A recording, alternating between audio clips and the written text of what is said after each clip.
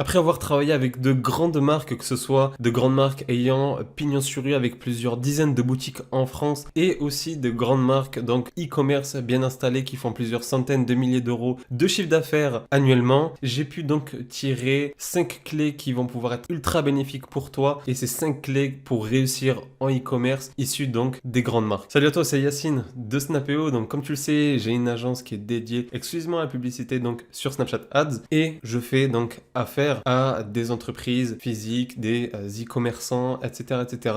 Et j'ai pu donc voir avec eux que ce soit différentes stratégies, comment eux ils mettaient en place cela pour vraiment capitaliser, faire grossir leur marque, avoir le plus d'impact possible. Donc j'ai pu tirer ces différentes clés, voir en fait comment eux fonctionnaient, quels étaient leurs process, sur quoi ils mettaient leur focus, leur concentration, sur quoi ils mettaient leur axe pour vraiment être les plus efficaces, acquérir une nouvelle clientèle, etc., perdurer, etc., augmenter leur chiffre d'affaires. Donc je vais te présenter tout cela, donc j'espère que la vidéo va te plaire. Donc avant de l'attaquer, n'hésite pas à la liker, t'abonner pour vraiment soutenir la chaîne et que je puisse voir que ce type de vidéo là te plaît tout simplement pour t'en faire d'autres à l'avenir. Donc dis-toi là que je vais te présenter donc les 5 clés des marques que j'ai pu noter que tu vas pouvoir toi en fait implémenter directement dans ton activité. Donc le premier point, c'est de se mettre à la place donc de son client. Donc lorsque tu veux vendre ton produit, tes offres, il faut absolument que tu connaisses ton client idéal sur le bout des doigts. Il faut que tu puisses savoir quelles sont ses attentes, quels sont ses besoins, ses problématiques, ses frustrations, etc. Que tu puisses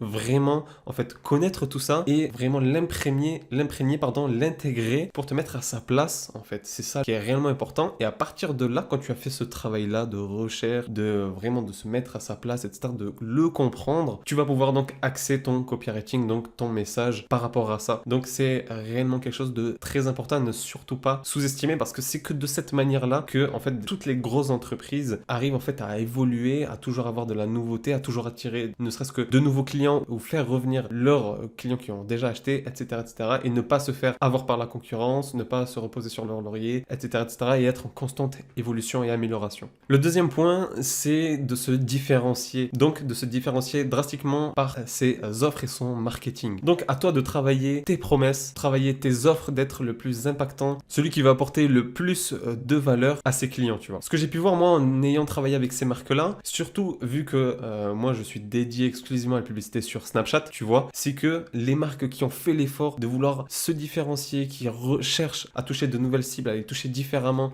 pendant que certaines franchises, boutiques, e-commerce, peu importe, font des vidéos publicitaires soit très corporate, etc., ou ne font même pas de publicité, ou enfin, on le font mal, etc., ne comprennent pas soit les codes des réseaux sociaux, ne comprennent pas les enjeux, etc., ne comprennent pas les différentes plateformes, ne se focus que peut-être sur Google et ou Facebook, etc. Donc, toi, quand tu vas faire la recherche, en fait, de te différencier, d'impacter, etc., de d'étendre ton impact, tu vas donc, pour ce cas-là, être beaucoup plus omniprésent, comprendre les enjeux et être beaucoup plus efficace en ads, par exemple, cas-là, sur les réseaux sociaux, tu vois. Donc, cette deuxième clé est vraiment importante. Le troisième point que j'ai pu noter, donc, de ces marques-là, qui font aussi leur succès, c'est de tout optimiser. Donc, d'optimiser le front-end, donc, vraiment le front, donc, c'est ce que les gens vont voir, donc, que ce soit le site, etc., donc, le site sur les PC, mais qui soit aussi très responsive, efficace, qui se charge vite sur mobile, etc., leur image de marque, leur branding, leur description, leur copywriting, ça, c'est ce qu'on voit. Il y a aussi, donc, le back-end qui aussi, donc, est à optimiser, donc, à avoir, voilà, pour l'e-commerce, etc., d'avoir des relances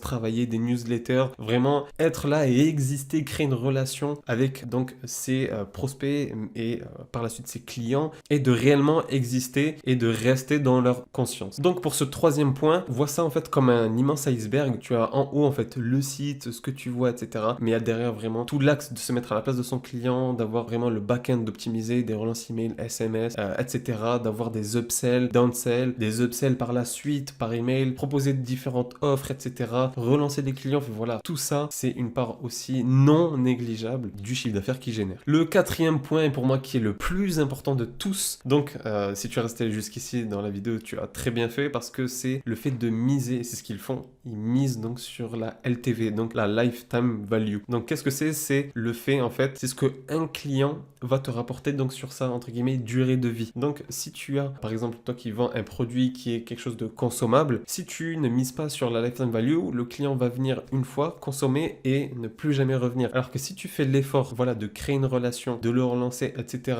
ben, le client va consommer une fois chez toi et ce sera beaucoup plus simple en fait. C'est beaucoup plus simple de faire racheter à quelqu'un qui est satisfait de ton produit, etc., que d'aller chercher un nouveau client voilà, convaincre, etc. Donc, ils se focus sur la lifetime value pour qu'ils puissent donc être un client qui va consommer chez eux et rester chez eux. Et ensuite, le cinquième et dernier point que j'ai pu noter donc de ces vraiment marques, ce qu'ils mettent en place, c'est un point d'honneur donc sur leur image de marque sur les réseaux sociaux et sur donc leur créative, donc leurs vidéos publicitaires qu'ils mettent en avant, donc comme son nom l'indique, via les publicités. Donc, ils mettent un point d'honneur là-dessus, d'avoir beaucoup de vidéos publicitaires, dont tester pas mal, d'avoir un réel aspect, que ce soit créatif, mais aussi apport de valeur, social proof, d'apporter un maximum de crédibilité, de valeur, de faire comprendre l'intérêt de leurs produits, les enjeux, etc., etc. Donc ça, c'est réellement un gros point important. Donc voici les 5 clés des marques qui mettent en place pour, voilà, augmenter leur chiffre d'affaires, être stable, solide et installé et perdurer